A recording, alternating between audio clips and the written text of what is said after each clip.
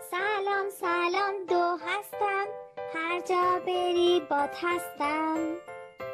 نگاه بکن به بدنت با دقت، معنا پیدا میکنی اون وقت.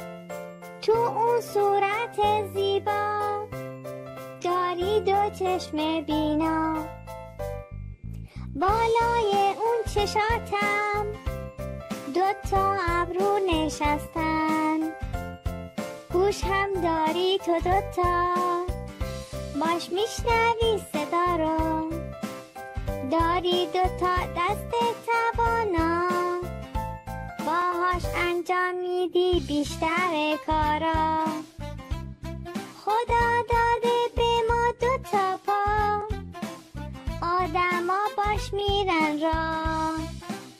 باهاش میتونم برم جاهای زیبا. منم رو خط وایسادم، یک کاسه و یه خط راستم.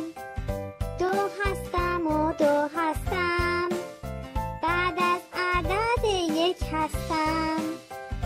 حالا بریم رو تابلو، بنویسیم عدد دو رو. میکشیم ما یک کاسه، چسبیده بهش یه خط راسته. از بالا میاد روی خط، بنویس منو با دقت. خط فاصله هم یادت بمونه، ای بچه یه نمونه. یک با یک میشه دو، یکیش برا من یکی برا تو. یک با یک میشه دو، یکیش برا من یکی برا تو.